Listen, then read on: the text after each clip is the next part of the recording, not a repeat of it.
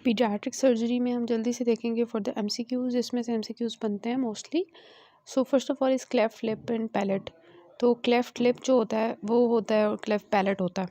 Lip में क्या होता है कि क्यों क्लेफ्ट लिप होता है, क्योंकि जो मीडियल नाज़ल और मैक्सिलरी प्रोमिनेंसेस होती हैं वो जॉइन नहीं होती,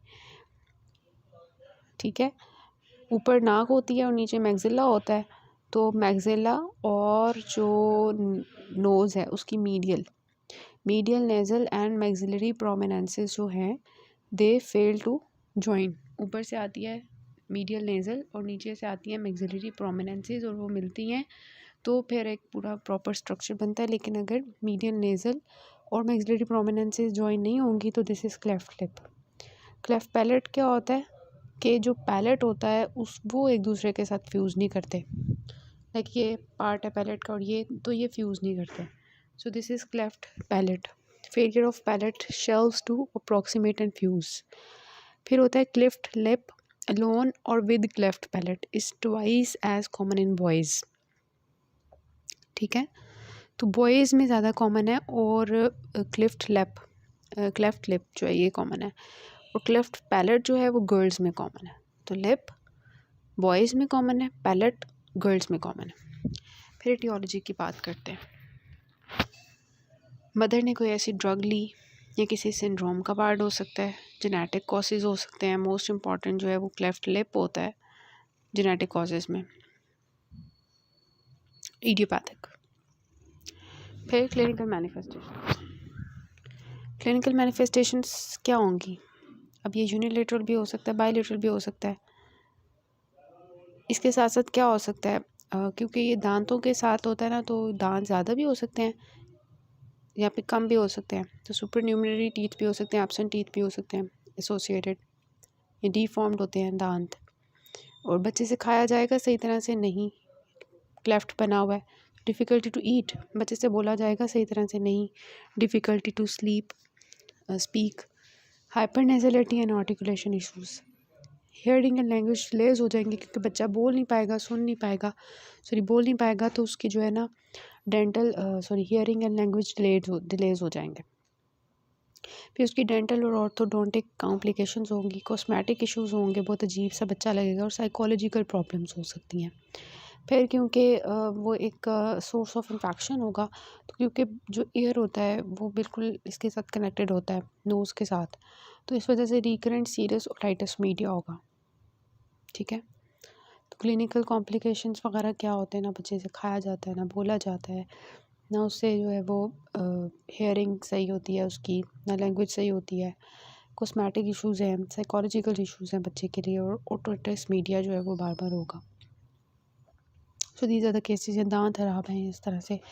रिकरेंसेस क्या है, अगर एक कपल है उसका एक बच्चा इस तरह का है तो 4% जो है ना चांस है for a couple with one affected child, तो दूसरे बच्चे में भी होगा। और अगर किसी कपल के 2 बच्चे ऐसे थे, तो अब तीसरा जो बच्चा है उसमें 9% चांस है। तो ये हमारा था क्लेफ्ट लिप एंड पैलेट। इसके बारे में हमने देखा था क्लेफ्ट लिप जो होता है वो क्यों होता है, क्लेफ्ट पैलेट क्यों होता है, क्लेफ्ट लिप किस में कॉमन होता है, क्लेफ्ट पैलेट किस में कॉमन होता है। फिर हमने देखा कॉजेज़ क्या हैं क्लेफ्ट लिप और पैलेट के, और इसकी क्लिनिकल मैनिफेस्टेशंस और कॉम्प्लिकेशंस क्या हैं। इसकी सर्जरी को हमने देखा था in the surgery, systemic surgery, तो वहाँ पे हमने देखा था कि इसका हम सर्जरी करते होते हैं, यहाँ पे नहीं लिखी हुई। फिर आता है पेरी रॉबिन सीक्वेंस। इसमें क्या होता है कि क्लेफ्ट पैलेट तो होता है, लेकिन एसोसिएटेड क्या होता है, माइक्रोग्नेथिया होता है एंड प्रोजेक्शन ऑफ टंग।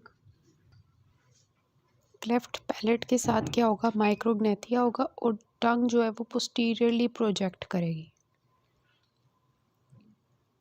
जिसकी वजह से क्या होगा कि पैलेट बंद ही नहीं होगा, preventing the closure of the palate. इसको कहते हैं पेरी रॉबिन सीक्वेंस, जिसमें क्लेफ्ट पैलेट के साथ साथ माइक्रोग्नेथिया और प्रोजेक्शन ऑफ टंग पोस्टीरियरली होती है। ट्रीटमेंट क्या होता है इसका, जैसे कि मैंने आपको बताया, हमने सर्जरी में देखा हुआ है कि feeding by using a soft and long teeth with enlarged hole. क्योंकि बच्चे को खाया नहीं जाता तो हम क्या करते हैं, कुछ ऐसी चीज़ इस्तेमाल करते हैं कि उसके गले तक चला जाए खाना सीधा डायरेक्ट, तो हम उसके लिए एक लॉन्ग टीट सॉफ्ट होती है जिसका इनलार्ज्ड होल होता है, उसको हम उसके थ्रू बच्चे को फीड करवाते हैं। अगर बच्चा इरेक्ट पोजीशन में है, सीधा बैठा हुआ है, तो ट्यूब फीडिंग करवाते हैं। और अगर बच्चा जो है वो ब्रेस्ट फीडिंग कर रहा है तो उसको हम सीधा लेटा के करवाते हैं सुपाइन पोजीशन में।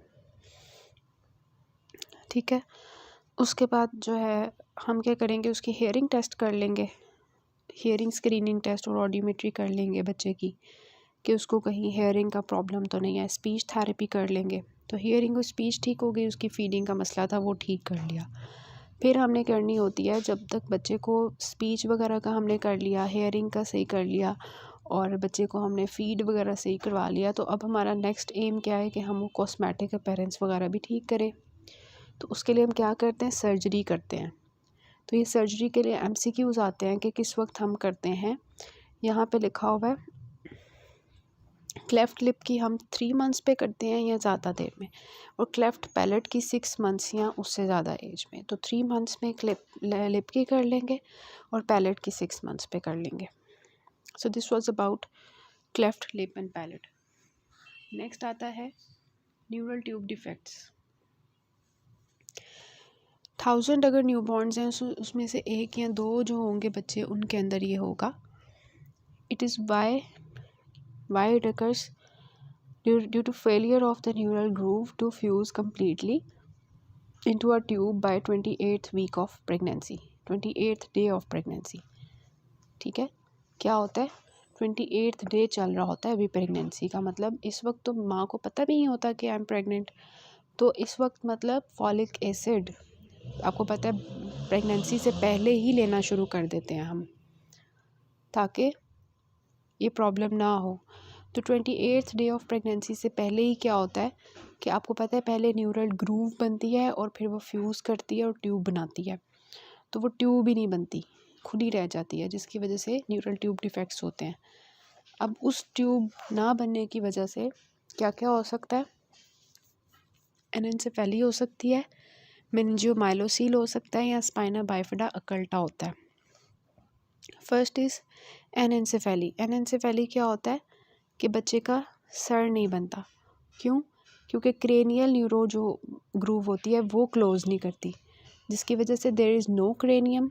अब क्रेनियम ही नहीं है तो ब्रेन फॉर्मेशन भी नहीं होगी, लेकिन सिर्फ उसका मोस्ट बेसल पोर्शन तो होगा ब्रेन का, वो बनेगा। अब जब ब्रेन ही नहीं बन रहा, सिर्फ उसका बेसल पोर्शन बन रहा है, तो this will lead to neurological abnormalities and it is incompatible with life. बच्चा मर जाएगा। जैसे ये है, दिस इज़ एनेंसेफेली कि बच्चे का ऊपर से स्कल ही नहीं है, क्रेनियम ही नहीं है और सिर्फ बेसल पोर्शन ब्रेन का बना हुआ है। सो दिस बच्चा डाई, ठीक है, ये बच्चा मर जाएगा।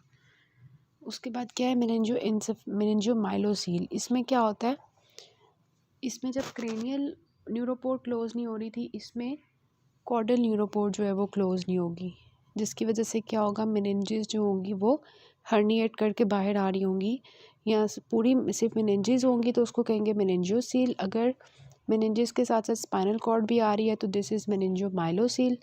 और ये सबसे ज़्यादा किस जगह पे होती है मेनिंजियोमाइलोसील, लंबर रीजन में। ठीक है, तो अगर हम बात करें ये कॉर्डल न्यूरोपोर है, ये क्लोज नहीं हुई थी, जिसकी वजह से क्या हुआ कि उसको मेनिंजियोसील हो गई, कि उसकी मेनिंजेस जो है वो बाहर आना शुरू हो गई through this defect.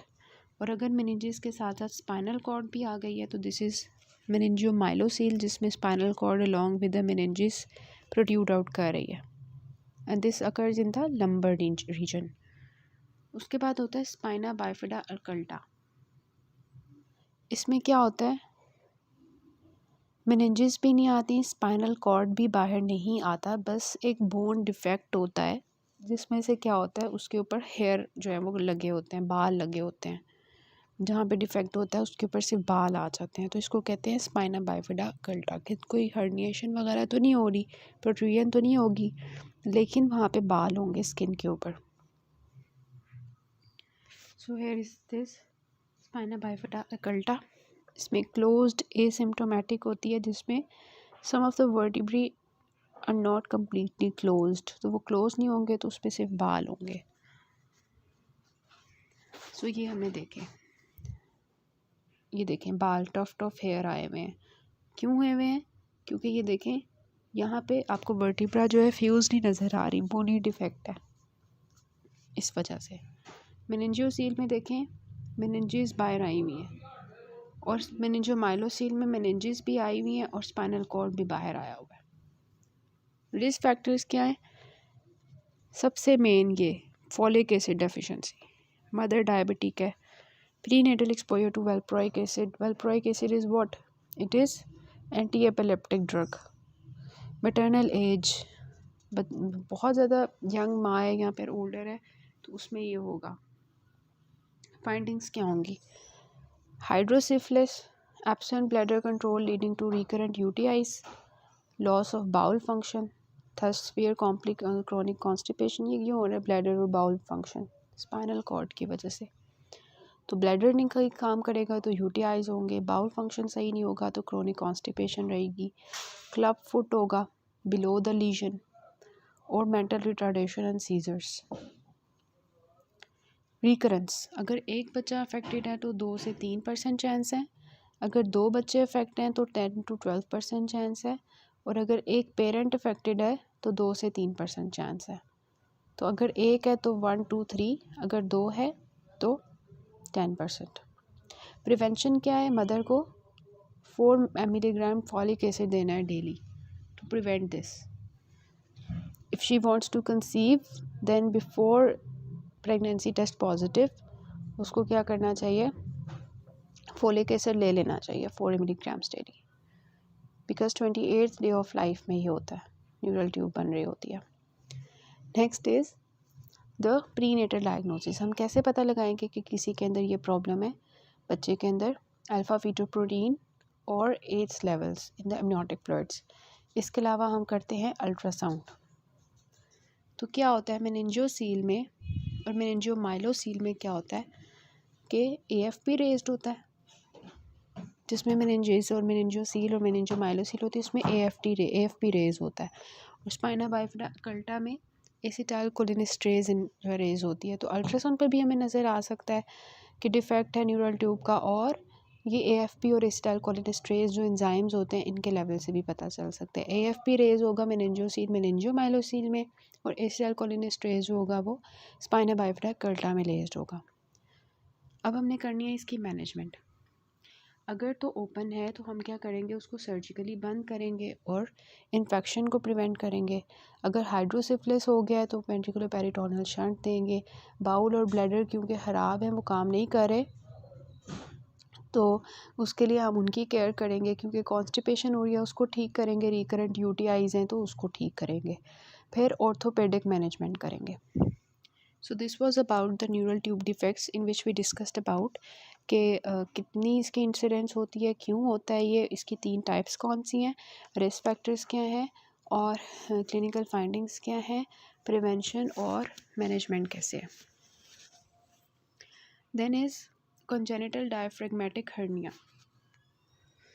Congenital diaphragmatic hernia, इसमें क्या होता है कि क्योंकि डायफ्राम में हर्निया है, डायफ्राम क्या करता है?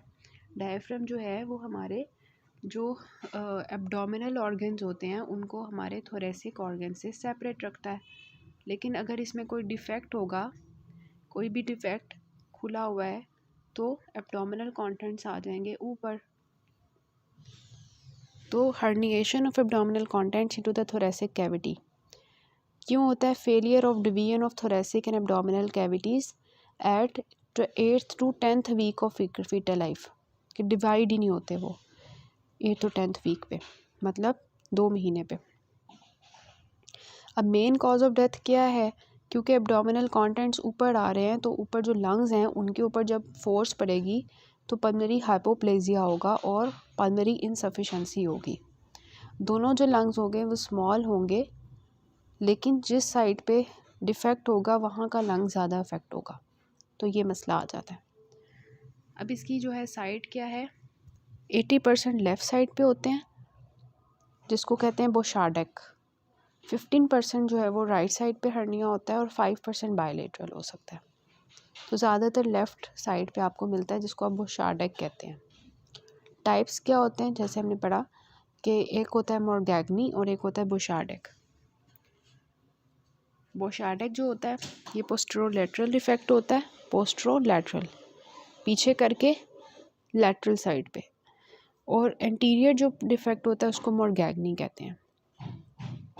ठीक है, तो जो हमारा ये डायफ्राम है, तो अगर इसके एंटीरियर होगा तो दिस विल बी मोरगैग्नी, अगर पोस्टेरोलैटरल होगा तो दिस विल बी बुशार्डिक।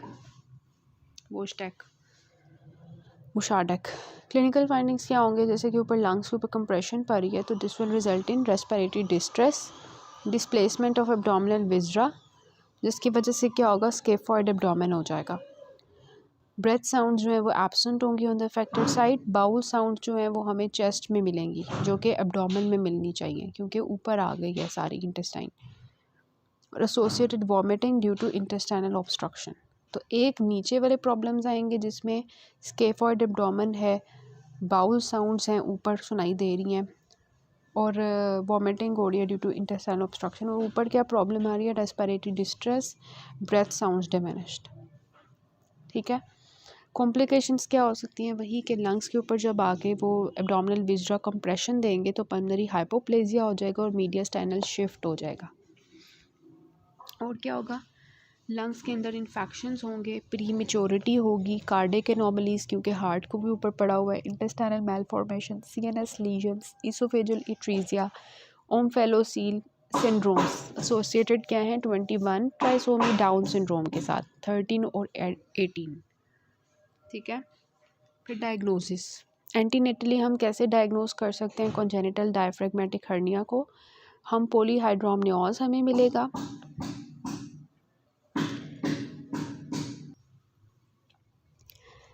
और पॉलीहाइड्रोमनियोज के अलावा क्या है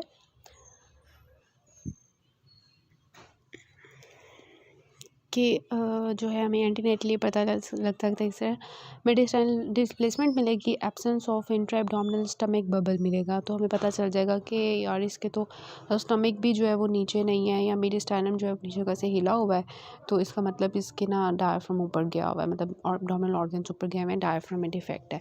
चेस्ट एक्सरे पे हमें क्या मिलेगा, इंटेस्टाइन के अंदर चेस्ट में इंटेस्टाइन्स जो है वो चेस्ट में मिलेंगी, मेडिस्टाइनल शिफ्ट मिल जाएगा, कॉन्ट्रास्ट स्टडी करवा लेंगे।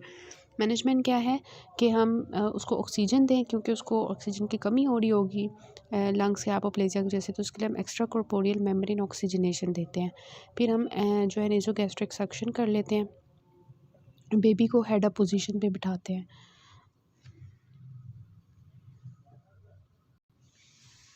Next is about the congenital hypertrophic pyloric stenosis. So risk factors क्या होते हैं, हाइपरट्रोफिक पाइलोरिक स्टेनोसिस मतलब कि जो स्टमक है उसका जो आगे पाइलोरस है वो बंद है, उसकी स्टेनोसिस हुई हुई है।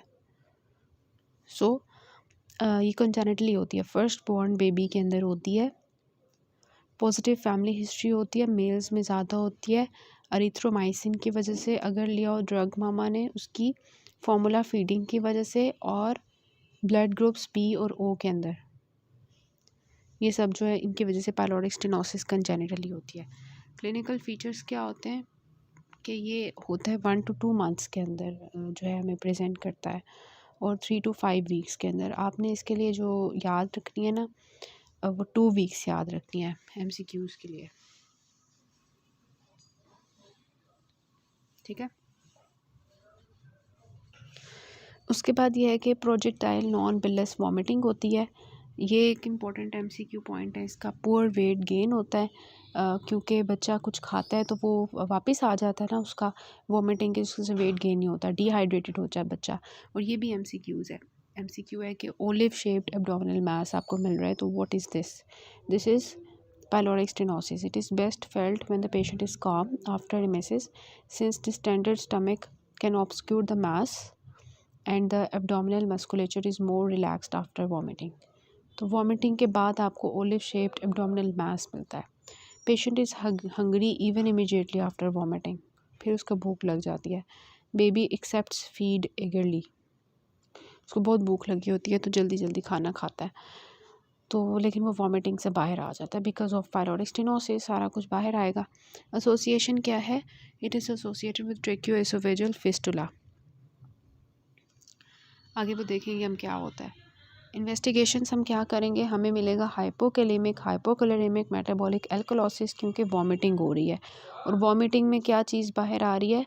HCl बाहर आ रहा है। उसकी वजह से बॉडी में H कम हो जाएगा, मतलब एल्कलोसिस हो जाएगी और क्लोरीन कम हो जाएगी, तो हाइपोकैलोरेमिक हो जाएगा। डिलेड गैस्ट्रिक एम्पटिंग होगी। बेरियम्स वालों पे हमें क्या मिलेगा? शोल्डर साइन मिलेगा, जिसमें क्या होगा कि पायलोरस जो है वो एंड्रम के अंदर बल्ज कर रहा होगा, तो उसको कहते हैं शोल्डर साइन। और डबल ट्रैक्ट साइन मिलेगा कि हमें नैरो चैनल के अंदर बेरियम नज़र आएगा। तो ये बस साइंस के नाम याद रखने हैं, शोल्डर साइन और डबल ट्रैक्ट साइन। अल्ट्रासाउंड पे हमें जो है वो थिकेंड पाइलोरस मिल जाएगा। तो एक हमारी जो है वो क्लोरीन लेवल हो गया, हाइपोक्लेमिक मेटाबॉलिक एल्कलोसिस, मतलब पीएच वगैरह आपने देख ली। उसके बाद आपको डिलेड गैस्ट्रिक एम्पटिंग मिलेगी, बेरियम सॉइल पे शोल्डर साइन और डबल ट्रैक्ट साइन मिलेगा, और अल्ट्रासाउंड पे इलोंगेटेड थिकेंड पाइलोरस मिलेगा। उसके बाद हम कर लेते हैं मैनेजमेंट। तो क्योंकि बच्चे को डिहाइड्रेशन हुई है तो हम रिहाइड्रेशन करेंगे, और इसके अलावा इसकी जो होती है सर्जरी, उसको कहते हैं पाइलोरोमायोटोमी। ये पाइलोरिक स्टेनोसिस जो हुई हुई है, हम क्या करेंगे, उधर एक मतलब सीन देंगे और उस जगह को खोल देंगे, तो इसको कहते हैं पाइलोरोमायोटोमी मसल के अंदर ना, तो इसको कहते हैं रैनस्टेड प्रोसीजर। तो ये लैब इन्वॉल्व जैसे वॉमिटिंग होगी, तो क्योंकि HCl लॉस होगा, वॉमिटिंग की वजह से HCl लॉस होगा, तो it will result in metabolic alkalosis, hypochloraemic. और इसके साथ साथ सोडियम क्लोराइड और वाटर लॉस हो रहा है, जिसकी वजह से हाइपोवोलीमिया होगा।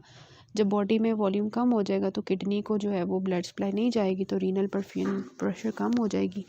रीनल के ब्लड सप्लाई कम जाएगी तो वहाँ पे एंजियोटेंसिन रिलीज़ होगा। एंजियोटेंसिन क्या करेगा कि एल्डोस्टेरोन रिलीज़ करेगा। एल्डोस्टेरोन रिलीज़ होगा तो एल्डोस्टेरोन क्या करता है?